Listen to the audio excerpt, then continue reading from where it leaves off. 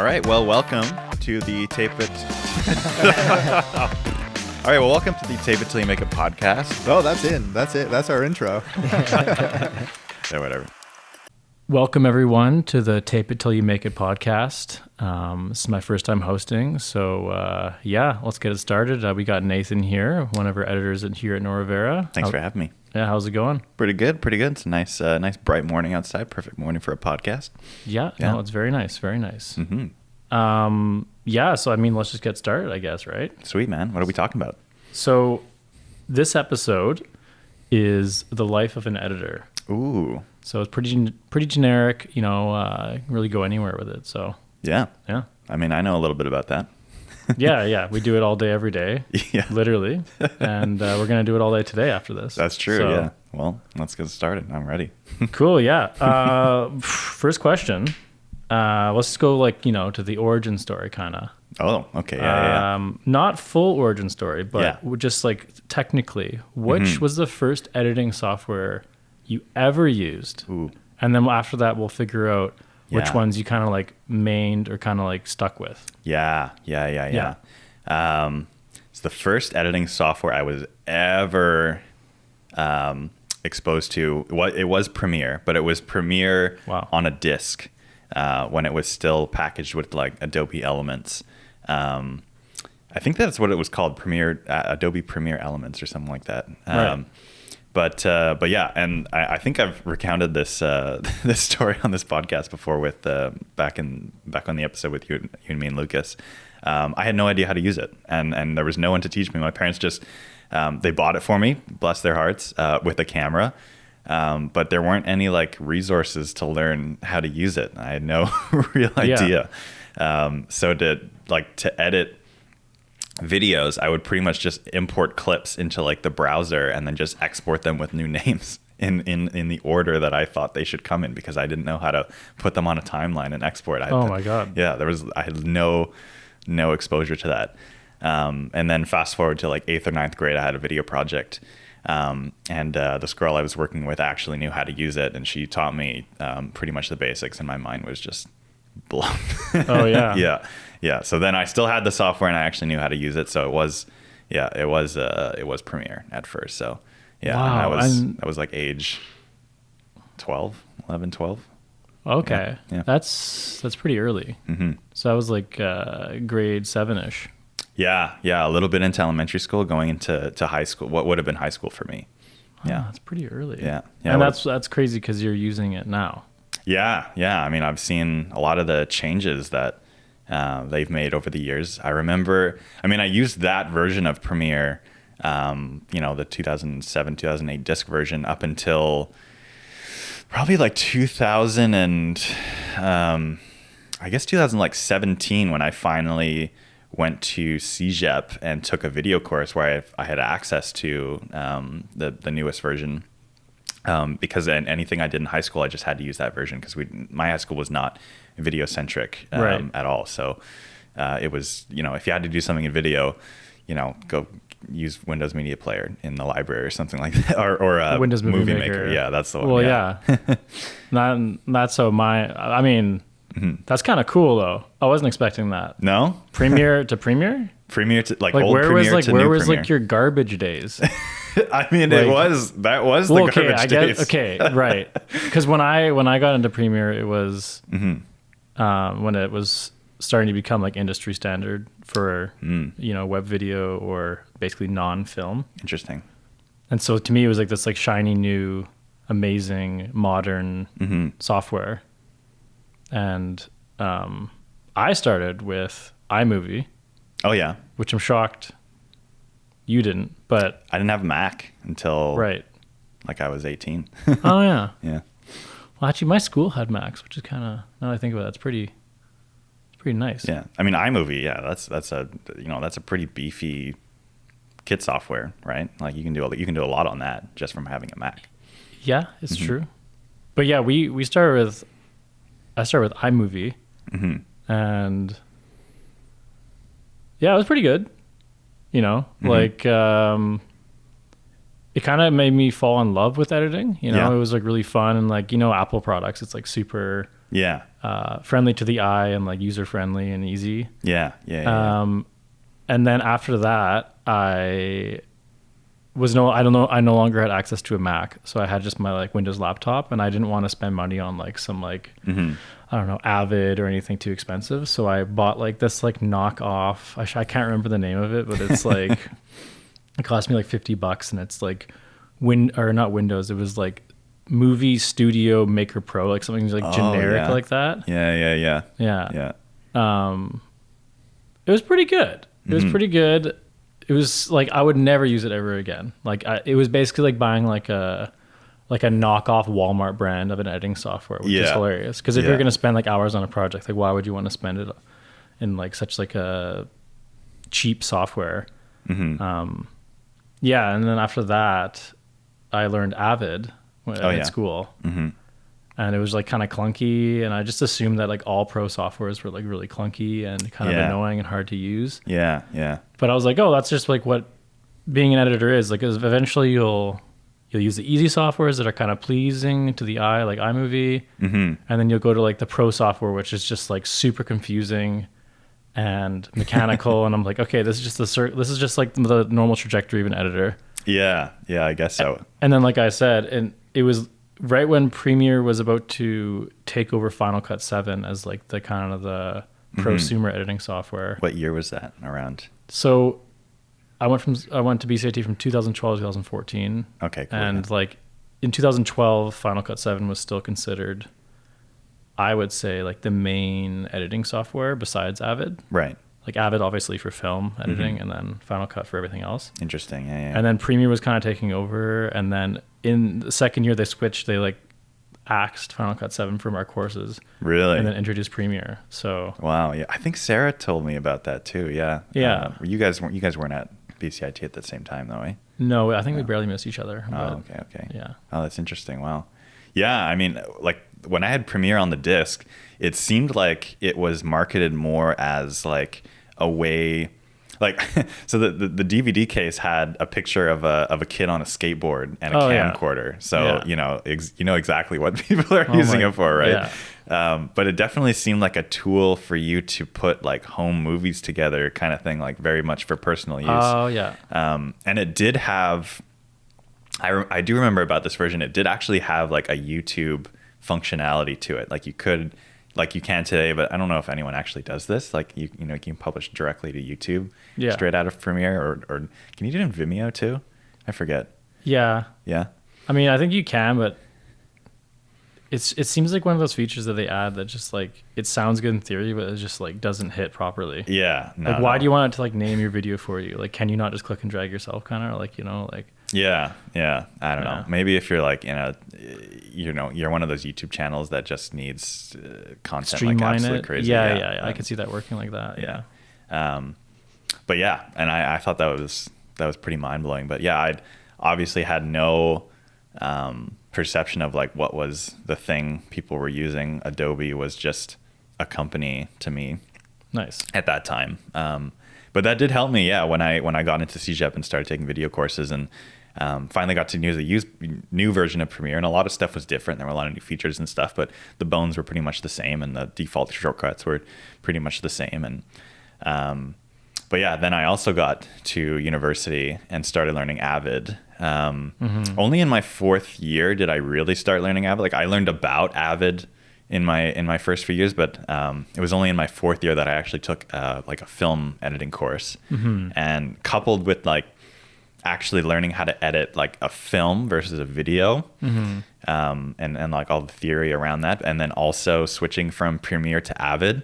I don't want to say it like broke me, but it really like discouraged me for a little bit, because it was all new, right? It was like a whole new way to edit and think about what you're cutting and what and trying to tell a story versus like trying to sell something, because I already been like editing videos for people for a little while, but this was way different. And also like our teacher, and I think I said this in another podcast, but our teacher was like notorious for being very, very not strict, but just like brutally honest. Right. Like if you like put your cut together of a scene the night before, You know, and we would show them all in class. Like we'd show everyone's cuts of the same scenes over and over and over again, and we'd do comments and feedback and stuff like that. Yeah. And he was not shy to tell you that it was crap. Oh yeah. Yeah, but you know that just motivated you extra to work extra hard and really think about it and stuff. And Totally. yeah, did you have any really interesting courses in post production at BCIT that you remember? Yeah, well, actually, BCIT wasn't too post production focused. Well, it was, but it was kind of like a generic video program. But what I would do is I would just every project I got, I would like immediately pick editing. Yeah. And there was one project that I did that I decided to pick audio, which was cool. It's kind of like this sort of stuff, like hooking up. I would like had my like boom mic and we were doing like a short film. So yeah, that's fun. It was cool. Yeah. Yeah, but like I tried that and then I realized like like editing is I had way more fun molding the footage rather than like standing there with like the pole. But lots of cool classes. Like After Effects class was pretty sweet. And like we had our teacher for our Avid class. He like worked on like reality TV. Oh, fun! Yeah. So he was able to bring in some footage of like I think it was like The Biggest Loser or like a weight loss show. Oh yeah. And I remember probably the funnest project that I liked is like he basically gave us like some footage and a music track and basically said like make me care about this person. Interesting. So it was like a whole scene with multiple cameras, and so like it was really cool to come into. That's when I knew it was like a legit program. Was like when the teacher like made the show. Yeah. Like years past. And he brought the actual footage. Yeah. And then we made actual trailers and all like watched them and stuff. So that's really cool. Yeah. Yeah. I don't wonder if I still have that trailer. I'm pretty sure like if I watched it today, I'd still be proud of it. Like I think I really like that one. So. Yeah. Yeah. You know, there's always certain projects that you remember putting like your heart and soul into and really like, and also like if you learn something super fundamental about, you know, your style of editing or just like, you know, a better relationship on how, you know, clips cut together and how to use music better and stuff like that. It really has an effect on you. Yeah. My teacher was also kind of like that. He worked for CNN for a long time and also kind of dabbled in reality TV and stuff. So he would bring footage into, I mean, one show that I'm pretty sure he didn't work on because it's just so old that he brought footage in. We had to cut a scene from Gunsmoke. Like the longest running Western in history. Whoa. Yeah, it was pretty, it's like the most cliche Western show ever. I'm pretty sure all the Western cliches were derived from this show alone, right? Yeah. We got to cut a trailer for, what's the show? They rebooted it on Amazon Prime not too long ago. The World's Toughest Race, the original World's Toughest Race from like the 80s. Yeah. That was fun. We got to do like a government save the rainforest PSA. We got to cut a scene from Seinfeld. Oh, what? Yeah. That's crazy. Yeah.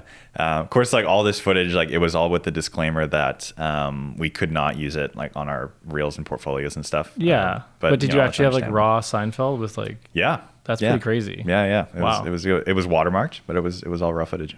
Yeah. So you could like see like the scene end and it'd be like, okay, Jerry, like we need that as like a different take. Yeah. Wow. Yeah. Because I don't think I've ever seen that. No. Yeah. We had some heads and tails. It wasn't like crazy because he wanted to keep the file short for easy distribution and stuff. Yeah. But just to see them like break character, it kind of like shows another side of the actor, which is kind of cool. Yeah. It was really interesting for sure. But also just like I said before, after each assignment we'd show the cuts to the class and we'd all do like individual feedback and stuff. And it's amazing to see like how different everyone cuts the same footage, even with the same sort of intention, right? Yeah. And that really opened my eyes to be like, okay, like, you know, editing is a very technical skill, but just like directing and cinematography, there's such a spectrum of, you know, creative voices and styles and the way people see things at play. And you know, you can watch clips of 10, 20 times before you start cutting, and then you'll still see someone do something that you would have never thought of, right? Yeah. So that was really cool for me. Totally. I think a good example of that was, you know, the band Imagine Dragons? Yeah. Yes, I know where you're going with this. The competition? Yes. Did you make one? I did, but I was only in first year of university, Oh, so yeah. I don't know. I didn't, I was proud of it, but I wasn't proud enough to send it in. Oh, okay. Yeah. Yeah. Did you there's send it in? multiple prizes. You maybe should have sent it, but Maybe, yeah. My biggest regret. Yeah, in my office we had we did like a 3-way split. So we like picked different segments of the video. Cool. Yeah, it's pretty cool. Nice. It's funny now because I hate that song Yeah. and I kind of hate Imagine Dragons. But at the time it was really cool doing the competition Yeah. and like, you know, working with the actual footage. I thought that was a really good, you know, publicity / you know, free content stunt that they did with that. Yeah. Yeah. It was nice too, because it felt like they saw us editors as like really, I don't know, like people who were trying to get into music videos. They wanted to kind of like, lend a hand to us. Yeah. To, you know, Totally. yeah, that was really cool. I remember that was the first cut that I ever did speed ramps in. Oh yeah. Yeah, that's what I experimented with in that. But yeah, that was so much fun. Nice. Even if I never sent it in, it was just a good experience. But I remember a lot of my friends, I learned about it just from people talking about it, and a lot of my friends were sending stuff in, and a lot of theirs were a lot better than what I could do then. Yeah, I mean, You know. the winners were really good. I Yeah. have to admit, but Has any other bands ever done that? Not that I don't know of. Not but- that big of a band, and like to give like the raw files, like it's like pretty cool. Yeah. Nice. So, what is your favorite type of edit?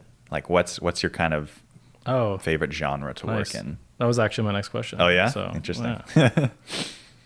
Well, that's a good question, and it shifts over time, I find. Interesting. Right. The easy answer would be a little bit of everything, right? Because then you're never really feeling stale. Yeah. You know, you do some like we're doing a lot of Max videos right now, and the kind of the reality TV, just like I was saying before, like the Weight Watchers reality TV. Yeah. That kind of like puzzle of like reaction. It's like question, reaction, cut to like a cool moment of them smiling or laughing, and Yeah. then cut back to them. And through all of that, you're cutting out all the ums and uhs and all of the awkward moments. So it's almost like, I almost call that like puzzle editing. Yeah. So that Yeah. style of editing is really cool and really rewarding when you kind of find that perfect camera angle shift, and then and then you get that perfect laugh that was to a question before, but it was like said later, and then you get that perfect mix, and you finally fix the puzzle. It's almost like fixing a Rubik's Cube. Yeah. And then the Yeah. client comes back with the notes and ruins your Rubik's Cube. But for a second there, it's like really rewarding. But the thing is, I don't know if I would want to do reality TV 24/7. I feel like that would Yeah. get tedious after a while, especially if it was the same show. Oh yeah. Yeah. And then there's film editing. Film editing, I thought was kind of the end all be all. I don't know if I'm really a fan. No, eh? Yeah, because it depends. It's kind of like cop out just to say it depends on every single type of editing. Well, it but- does. Like that's what we say. Like when we get a project, it's like how long is it going to take? Well, it depends because they haven't even seen the footage yet. Yeah. Right? So. Exactly. And so like I wouldn't go full force into the film industry and try to like cut like let's say I want to cut, I don't know, a Christopher Nolan film. Like no offense cool. to me, Yeah. the ladder to get there is fucking insane. It is, yeah. Okay, so Yeah. you got to be realistic. Definitely. And then you got to think, do you want to cut the B and C or even D tier student films? Like you have to have a real passion to like, you know what I mean? Or like maybe even make it yourself, I think, to have that passion for film editing. Because the Yeah. idea of having a scene and like multiple takes of the same line, and it's not actually like a real moment to me. Like that's why by the ending of this would be to say, I think documentary style editing and like actual real Yeah. moments caught with like interview and dialogue and like that mix of like music with like actual quotes being said. Yeah. You know, like the classic, you get so many good moments. Like if you ever see like a sports hype video and then they add in like the commentator. Yeah. Yeah. So yeah, it's yeah. like, there'll be like a narrator, like Tom Brady was drafted the second round. Nobody wanted him. And Yeah, then like yeah, it'll yeah. cut to like, the commentator from a game going like, oh my God, did you see that throw? Yeah. And then there's like, boom, impact hit. And then like the song hit. And like, you know, like, so like, whereas you look at a film and it's just like, guy has to enter room. You have two angles for that. use the best take. Okay, you're working with the director. Okay, I like that take the best. Next, you have these 3 shots. You can do all different camera angles. Holding that shot for a bit longer, and you're kind of like, trimming the details and stuff. But yeah, I feel like you can play around with a lot more emotion and like documentary style / what would you call it? Real life editing? Like nonfiction. Nonfiction. That's a good way of saying it. Yeah. Sure. Yeah. Yeah. I mean, you know me, that's exactly what I love the most too. Like, yeah, it's, not to knock on scripted narrative, because I do know a lot of people who that's all they want to do, and good on them. And I can see why they like it. It's, people like to work in very specific genres, and they like to create, they get their sort of editing satisfaction out of finding the perfect pace for each line and making all the blocking work and revealing characters at certain times and all those sort of like inner unnoticed parts of scenes. And I think that is sort of the key to film editing, is if you like it, then all the best parts that you do about it have to be done so well that you don't notice them at all. kind of thing, that's actually right? true. More like the subtleties of it. Yeah, exactly. Yeah. But I'm totally on board with you when you say, like, when it comes to like interviewing people and getting stuff that's in the moment and B-roll scenes around that too, and like finding ways that interview quotes can relate to things that you're showing on screen, even if they're not like directly visually representative, just those feelings and coupled with the music cues and stuff like that. It just has a more, I don't know, has more of a life to it, to me at least. And I guess to you. Totally. And you probably have more control. Yeah. You have more control. And that's another thing that I wish editing was more, I guess like proactive in the filmmaking process. Like when you, like in a scripted narrative, right, there's like, all of the decisions have kind of already been made about what this movie is going to be, right? Whereas, like in reality and especially documentary, a lot of those choices are after the shoot's done and things have happened that nobody expected, and it's up to you and the director to kind of sift through it and find that narrative. That's really exciting to me. Yeah, because I like making those choices for sure. Yeah, no, exactly. Yeah. More choices with. Yeah.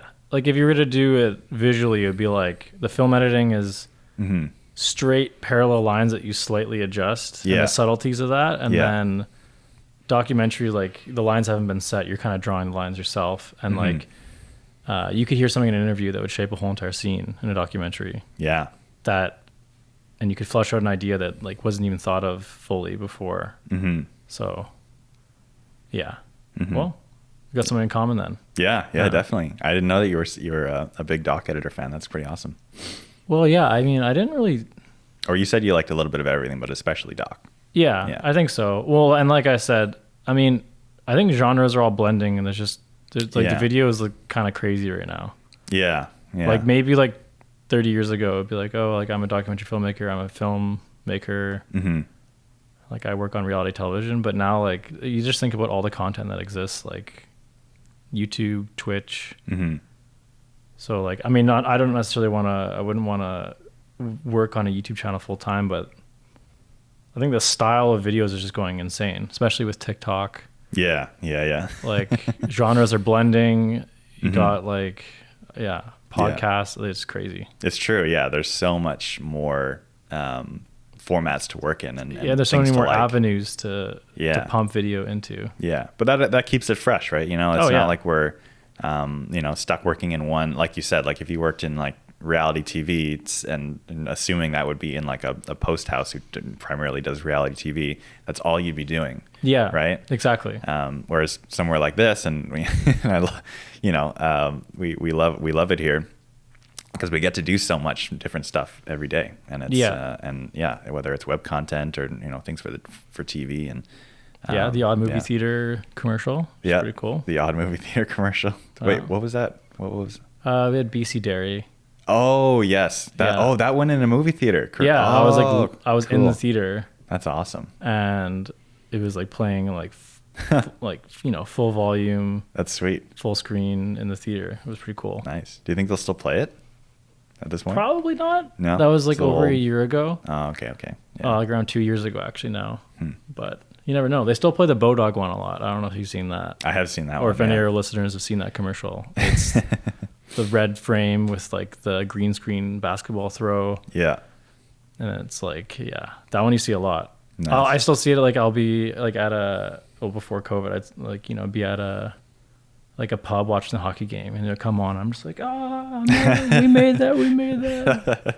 That's so cool. What a nice feeling. I never had that at such a scale, but when I was still living in Montreal, working for Norvera, occasionally I would see the Cobb's bread commercial. Oh, nice. Yeah, come on sweet. on the Food I Network. actually never saw it in the wild. My mom did though. In the wild. I love that. Yeah, that's what we call it. Yeah. Yeah. But yeah, it's it would play on all the Food Network channels, and it was pretty quick after we completed it too. I remember like that's probably the quickest project that we did that went out into the wild as soon as we. I like that though. It. Yeah. I think you can agree with you hustled and you grind for this video. Yeah. And then like the client gets it. It's kind of like hurry up and wait. And then they're like, they kind of just sit on the video and like, it's not on their website. Yeah. And then they're like, what are you doing with it? Yeah. Yeah. I remember seeing emails of like, this is a huge rush. And then it's like, they're just like, now we got it. It's like, hey, what do you want to do with it? It's like, I don't know. Maybe we should post it to our website. It's like, you didn't think of this before? Yeah, exactly. Yeah. No, that's true. I like, there's still some things that I worked on way in the early days that I still have not seen the light of that have not seen the light of day. And that's also, it kind of sucks because then you can't really like talk about them really, in an open forum anyway. Before they get released out into the world. So yeah, you're right. I wish it was a little bit more like, I mean, maybe there's a downside to that because then we'd be complaining that like people are asking for things like, they need them yesterday. Oh yeah. So yeah, but I'm guessing it's, with campaigns that we usually get hired for, there's always, other components, right? The agency's also doing maybe like a print thing and totally. Social media and stuff. So like if they delay, I don't take it personally, or even if they never even upload it. I've learned to not like, I put a lot of effort into videos that have never taken off. It's just being an editor. Yeah. It's the pleasure of it. But then like I've had weird things like Destination Canada, which is the Tourism Canada board of all of Canada. So we're doing video. At my last job, we were doing videos for them. And I can't remember if I said this on the last podcast, but I'm going to say it again anyways. Go for it. It was just like a hype video, classic B-roll, Canada, waterfalls, trees. Yeah. And like I had like a good track for it, good music track, and it was going good. And I edited it, and then like we uploaded it, we sent it to them, they loved it, and they uploaded it to YouTube, and it got like 700 views. And I'm like, okay, it's a government YouTube channel, not many subscribers, that's okay. Yeah. And then I think like a year later, I got a message from my coworker, and he's like, check this out. And it was like they uploaded it to Facebook.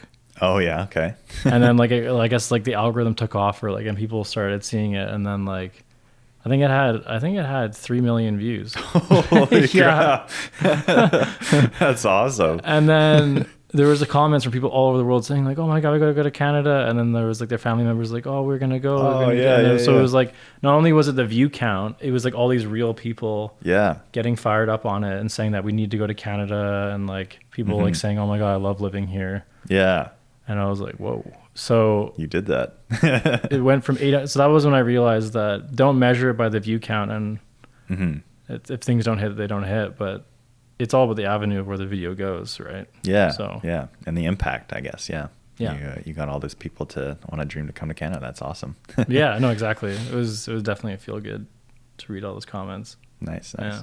I can't remember if I ever had or yet to have a video that really kind of had a big impact like that. But I do. I see a lot of fulfillment in that. So, but that's something you can't really get from. Being in the kind of, man, I call it this every time, the big box. The big box film industry. Oh yeah. Maybe okay. Unless you're like, kind of maybe above the line or the editor. Like, it's a bit more of a, I don't know. Like do you really get that much?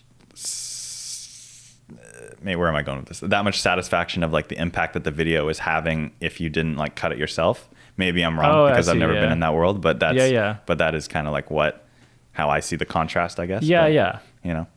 I see what you mean. Mm-hmm. They mean the flashy payoff is the 3 mil views and all the direct comments. Like it's almost like it's very flashy. Yeah. Yeah. It's more of like an instant dopamine hit. Yeah. But if you were to work on a film behind the scenes Mm-hmm. as an assistant editor on a major film, Yeah. Yeah. and then it hits and your name's just like one of like the 1,000 people on the credits, Mm-hmm. no one's gonna like, it's not like all directed at you, but you secretly Yeah. know that you did a lot of work on it. So Mm-hmm. that kind of almost is like not to get too deep here, is like almost like our generation is like, do you want the instant payoff Yeah. or do you want the hard work behind the scenes, keep your head down? Mm-hmm. I don't know. Yeah. I think it would be good once again, Yeah. mix of both. Yeah. So like, do various content. If something goes viral, like that's pretty cool. Mm-hmm. But it would be kind of cool to work on a major film. Yeah. Yeah. Yeah. But, keep it fresh, right? Like that's another kind of downside of doing that is you're probably going to be working on the same movie for, 8 or 9 months, probably more. Yeah. Maybe. Yeah, exactly. And that Yeah. the video I made that got the views, Mm-hmm. that was probably like 2 weeks of work. So Really? The whole thing, eh? yeah. Wow. Like, I mean, it was a simple B-roll edit, right? So, Oh, okay. Yeah. Yeah. I mean, it's I guess the measurement is like the scale of the project versus the sort of level of involvement. Yes. Yeah, but maybe like creative involvement, I suppose, because you are involved in it like 40 hours a week plus. Yeah. But actually like making the decisions of like where to cut and stuff like that. I got an analogy. Yeah, go All for right. it. So I watch a lot of hockey. Yeah, yes, you do. Okay. I'm going to take a stab at this analogy. Go for it. You can either go to the park Yeah. and play at lacrosse box and beat your friends in ball hockey, and you're like the main dude, Yep. or you could be like the water bottle and towel manager of the Canucks, and then they win. That's a pretty good analogy. I mean, I'm not much of a So would hockey you- guy, but I understand that. Do you know what I mean? Yeah. It's true. But what would you get more satisfaction out of, or more fulfillment if you had to pick one? I mean, maybe it's a bit of I think I scaled it wrong. Yeah, Because okay. to be like part of the Canucks, it's pretty cool as they win a Stanley Cup. That is. But you pretty weren't cool, on the yeah. ice. No. But you are on the field, or what do you want to call it? The concrete for. Yeah. I don't know. Yeah. Stab an analogy. Yeah. Well, I think it landed. You see what I mean? Yeah, I Yeah, see what yeah. you mean. Yeah, I think it applies. And And it actually is true with editing. Like, Yeah. it's like small cog in like a huge project, or huge, basically the cog of like a smaller project. Because now with the way things are, I mean, me and you could literally create a project front to back, Yeah. and you could edit it on your laptop and shoot it on your own camera. Yeah. And you could like the audio recorder we're using right now. This is pretty good quality, if I Yeah. may say so. I've listened Yeah. to the podcast before. Yeah. This rig isn't that expensive. No, it's Not at all. No. And cameras are getting cheaper, Yep. and computers are getting faster. Mm-hmm. So like, Yeah. No, it's true. Yeah. Exactly. It's all becoming way more accessible, and that is definitely in part to YouTube and people making content on a constant basis. But yeah, like the trend is to get things in a smaller package with more features and make them cheaper so more people can just pick them up and go. But yeah, that's absolutely incredible thing to think about is you can do incredible things just by yourself now if you wanted to. the only other side of that though is that if everyone can do it, Yeah. then there's a million trillion videos. So it's like, Yeah. how do you, and then another thing is like, I think some people might make content to get the views, Yeah. right? Which is understandable. You kind of like want to be recognized, and the perfect balance is you make something that you're passionate about. And by the way, I'm talking about personal stuff right now. Yeah, I mean, yeah, work stuff is a different category. Right. I mean, if you get work stuff that you're really interested in, Yeah. and it's what you want to do, and it hits, Yeah. and you get paid, then that's like, I mean, that's like a unicorn. That's amazing. Yeah. I'm not going to say what the project is right now, but that's exactly what I'm doing right now. And you know what I'm talking about. Oh yeah. Yeah. No, and that's sometimes you get those, and those are great.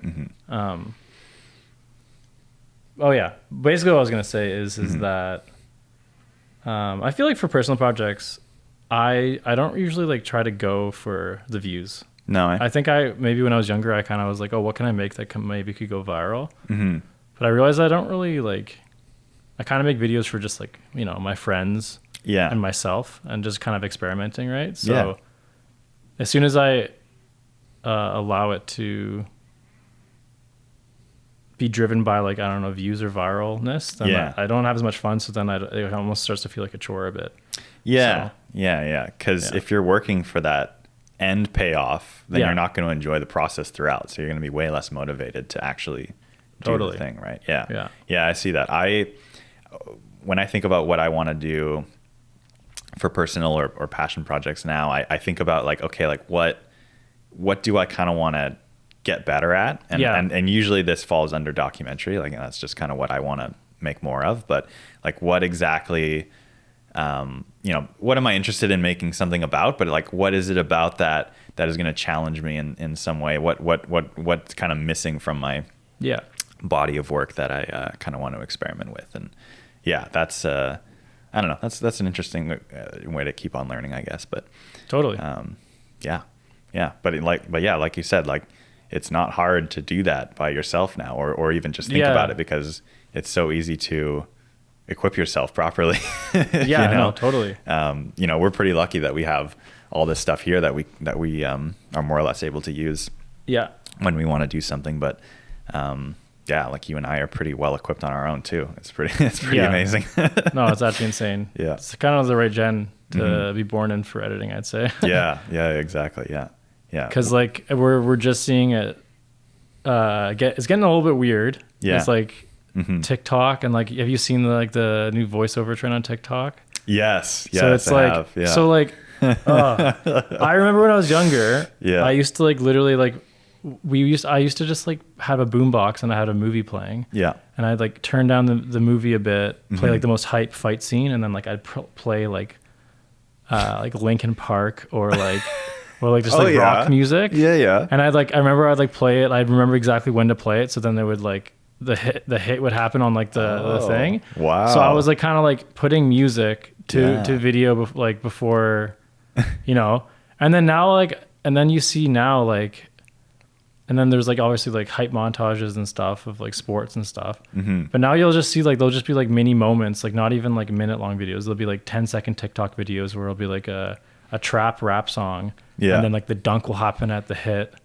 And then it'll get like so many views. Yeah. And you get like the TikTok trend of like I was saying, like the like, have you ever like woken up and not seen like, I don't know, like Yeah. felt like somebody was watching you, and then it's just like the person like going like this. Mm-hmm.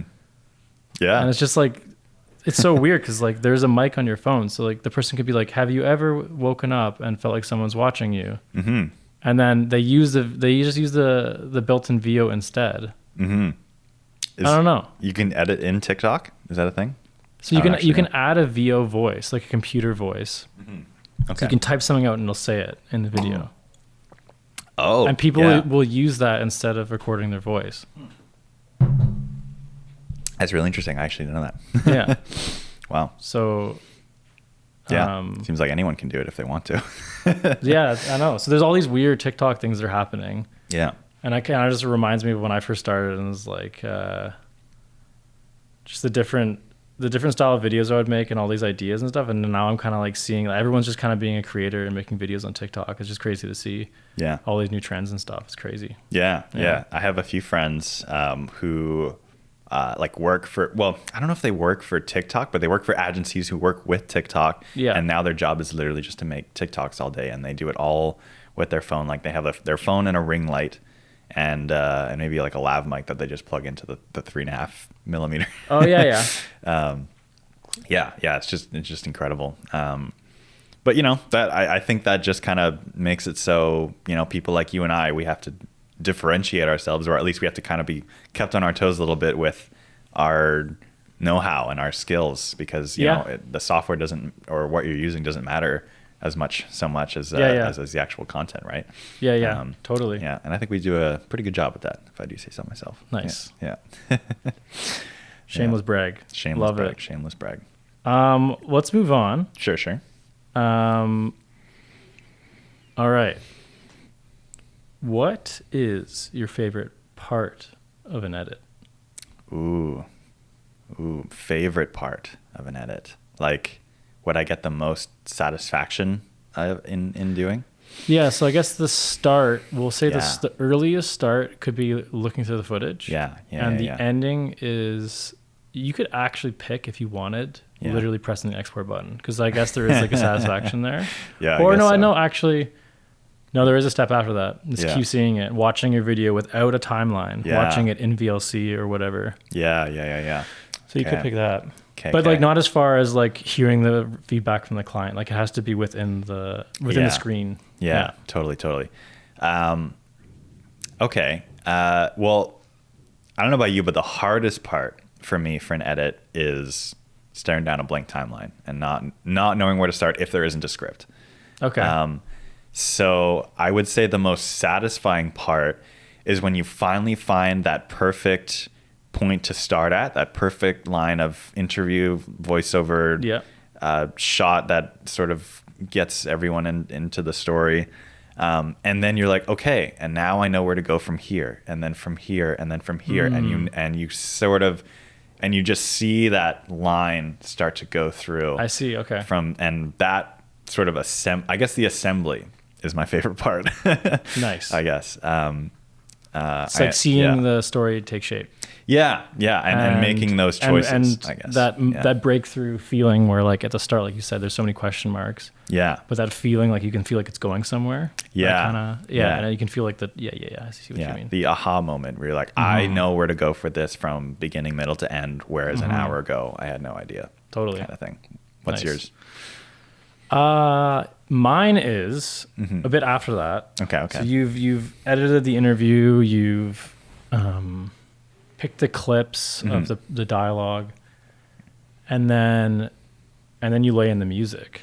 Oh yeah. Yeah. So you get, and then you find that perfect song, Yeah.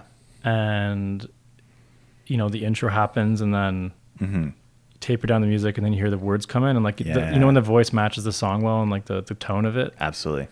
So you kind of feel them. Like, obviously, this can be also the most annoying part is when like none of the songs are working, and you have notes from clients saying like, we want a song that's like this feeling, but you don't think it really matches the tone of the interview, and then there's kind of like, yeah. But when you have like no real rules and you pick a song that you really like I don't know if you do this, but on like all the royalty free sites, I have like a list of songs that I like. Oh yeah. And so like if I'm able to go and do whatever, then I'll go into that bin. Oh, interesting. Yeah. Interesting. I don't have a list of favorites, but I do know what I like, so I should probably try that. Try it. Yeah. Because like, let's say you're making a video, and the client has a bunch of notes, and like, you can't pick a song that's too like slow, but this song you really like, then just save it in that playlist and then move on. But then like later on you could use it for another project. Yeah. That's gonna save me a lot of time. Thank you for that tip. Yeah. So and then you lay in the song, and it's just working really well. And then I could honestly say that the only reason I edit is because of music. Interesting. Imagine editing without music. Yeah, I mean, yeah, it definitely would take away a large part of that, what makes it work, and a sort of that exhilarating feeling when you know that you've created something that is, I don't know, has a good pace and hits all the beats properly and stuff like that. Yeah, I mean, like I always get into the dilemma of like, do I want music to be the main driver of this edit, or do I want to try to like figure it out as I go? And then sometimes it works without music at first, and then I'll put the music track in, and then I'll be like, okay, yeah, this track is working in these parts and these parts, and I'll adjust and kind of marry them both together. Yeah.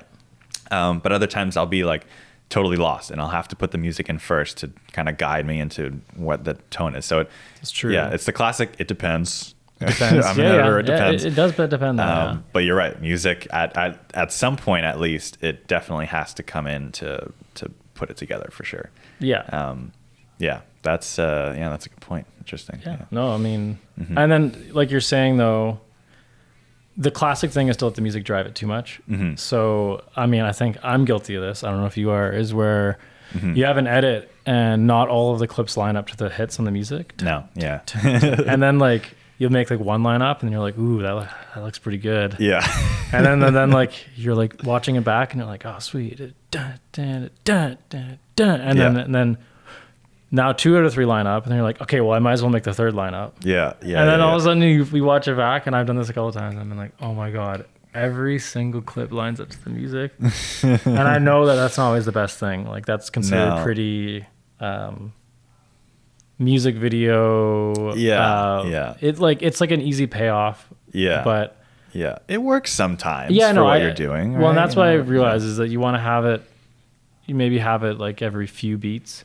Yeah. Or on like a certain cut, but like to have it on every single drum kick, it's like a bit much, right? Yeah, no, yeah, that's kind of a cop out. And then I think what you lose with that is like, you know, where you could kind of have those slow down moments. And like one of my favorite, another really satisfying part is when you find those parts in an edit where you can kind of just quiet it down for a sec. Yes. And then just ramp it back up, maybe like it's with true. a long take, and then it just, you know, yeah, you know what I mean? Yeah.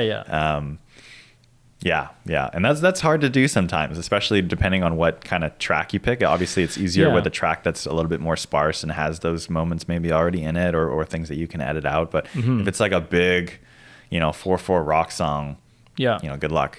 Yeah, no. Yeah. 100%. Mm-hmm. Well, they can get really creative with sound effects. Yeah. To cut it out. True. Like there's like, you know, like a disc scratch or like a static of a TV. Oh yeah, and like yeah, you true. kind of like, and like I was saying, like the rules are shifting. Like you're not cutting like before. Like let's say we had a video and it was going like super hard and it was like heavy metal. Yeah. And then you wanted to like cut to something. Maybe you put on like TV static and then like cut to like another scene or something weird like that, right? Yeah. If you're editing like for like a show or like a TV, they'd be like, oh, like that TV static is in broadcast safe, like color levels. The audio sounds scratchy, like it's not going to pass like our QC quality control. Yeah. But now like you could actually like you could just put it like 100 dB plus on it, like actually blow it through like the moon, the audio, and you could upload it to like TikTok and like no one would give a shit. Yeah. Like, in fact, people would like it. Rules. People love being totally disrupted. Caught off guard. Yeah. That's like, funny. Yeah. It's kind of, there's no rules. Yeah. Like actually none. Yeah. No, you're totally right. It's ridiculous. Yeah. I remember sort of, going to film school, I kind of came out of it thinking that there were all these very, very strict rules. And I kind of had to break that a little bit when I started working a bit, and then I certainly started working here. But that is really that's how you want it. You want to have it rule focused, and then slowly shave away the ones that you realize are like old timey. Yeah. Like maybe like I don't know. If you're uploading to YouTube, do you really need to care about title safe? No. Like if it looks good in the corner, it looks good in the corner. Yeah. You know? Yeah. How relevant is title safe now though? Like it's funny, I actually Googled it. I was talking with John, and so there's action safe and there's title safe. Right. And apparently action safe, which is the one that's even tighter. Yeah. Action safe for titles is actually gone now, because action safe only really existed for like the older TV sets and the old broadcast standards, and so now it's gone. Interesting. So but they're still title safe. Yeah. Which makes sense for TV broadcast, but anyways. Yeah. I don't know. I just figured nowadays, like everyone must have a pretty good TV. Why is everyone cropping? Yeah, cropping out because it's like a tube TV and it's just like hidden in the corner. Yeah, it's a bit less bright in the corner. Yeah. Or I'll go over to my parents' house and I'll notice that their TV has it's like the zoom preset of like 1.2x times or something. Oh, weird. That's a weird play. Yeah, I know. But that's just like, I don't know. It's on your remote, so I don't know. Maybe it's just for old people, I guess. Yeah. The old person zoom. Yeah. It's cool though. Well, let's see what else we got here. Wrote down some questions. So what does your perfect edit day look like? Perfect edit day. Ooh. Maybe you don't have to run through the whole day. But just like what are you working on? What time are you waking up? Oh. What's the end result? Like, do you like leaving? Because sometimes if you have to finalize something, it's a bit stressful because basically all this work you put in, if you mess up on the export, it kind of is all for nothing. Right. So I don't want to say mine right now, because Yeah. you're going to go first, but Okay. something to keep in mind. You go. Yeah. Yeah. So my perfect edit day that I'm going to get the most satisfaction Yeah. out of. Like Okay. you enter the day being like, fuck yeah, today's going to be sweet. And then Yeah. you leave going, oh yeah, that was so good. Okay. So, like I said before, I love starting new projects. Okay. So it's around that sort of early stage that I really look forward to in something that I know I'm gonna have a lot of fun cutting. Nice. So, yeah, like if we're talking about time waking up, maybe I'll wake up at I don't know, 9:00 and have 9:00. have Yeah. a coffee, nice coffee, a walk and- to the office, maybe bike. yeah, bike to the office. Maybe I'll go down to my local cafe and get a Americano and a breakfast sandwich. Nice. Okay. And then go down to the office, and then I sit down on my desk, and all the footage is already nicely ingested for me because you copied the cards over. So Oh yeah. thank you very Okay. much. So it's already all prepped. Yeah, Nice. yeah. And then nobody asks me how long it's gonna take. Oh, okay.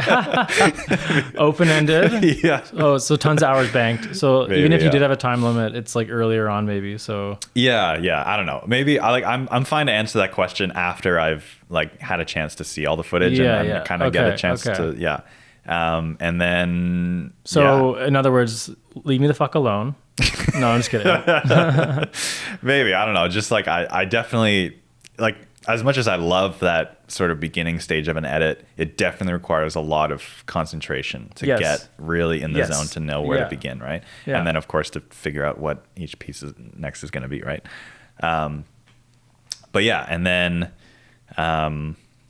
just maybe 3 or 4 uninterrupted hours of cutting, and then hopefully I get at least somewhere, depending on how long it is, and then I'll break for lunch. I'll go down to Railtown Cafe, get one of their brilliant chicken club sandwiches. Nice. Some free advertising for them because it's delicious. Yeah, it's good. Yeah, I also had the Reuben last week. Yeah, Reuben's super great. good. Yeah. Yeah, one of the mods that people make here, Adam, shout out to Adam. Yeah. He puts on jalapenos. Oh. He swears by it. So next time you're there, maybe mod it. Maybe I'll get that today. Do it. Ooh, Yeah, good. that's good. Good call, Adam. Thank you very much. So you got your sandwich. You're heading back to the office. Yeah. You're absolutely slaying this edit, right? Absolutely, yeah. You I'm- have so much more time than you need. Yeah. It's going well. Yeah. Everyone in the office just said this looks unbelievable. They've Yeah. seen it over your shoulder. Okay. Yeah. You got John's looking over my shoulder. He's got a little tear in his eye. Yeah. Ash is crying in the corner just how beautiful it is. Yeah. And they haven't even seen it yet. That's just them. Yeah. Like you had it on by accident and then Yeah. you turned off the speakers in just that moment. Yeah. Right? Okay. Yeah. Got it. Yeah. Actually, one little thing I like to do is I loved when I'm doing that. I love to and you might have seen me do this. Put my clean feed monitor on full screen. Oh yeah. I don't know. It gets me into it a little Yeah. bit Yeah. more. You know. It feels like a screening. Yeah. Literally. Yeah, Like yeah. at a movie theater kind of. Yeah. Exactly. Yeah. So maybe they saw a few frames of that and they're like, oh. Yeah. It looks God, good. what Yeah. is And he also doing? you're noticing the footage is shot well, Yes. Yeah. Yeah. lit well. Okay. Yeah. Absolutely. And then how does your afternoon go and how does your day end? We're Oh, gonna yeah. go through this whole day. Yeah, for sure. Okay. So I demolished that Reuben and/or chicken club sandwich, just knowing that I put in some solid foundational work in the morning. Yeah, you really deserve that sandwich. Yeah, exactly. So in the afternoon, hopefully because I have some good bones to go off of, and we're all a little bit more sluggish and tired after lunch, so maybe I don't have as much left brain energy left as I did in the beginning, but Classic. I can kind of trail off my momentum from the morning to finish off the sequence exactly how I want it. Yeah. And then I'll watch it again and kind of maybe refine it a little bit. And then that might take me towards the end of the day. And that's usually where I start looking for music, I would say, unless I really needed it in the beginning.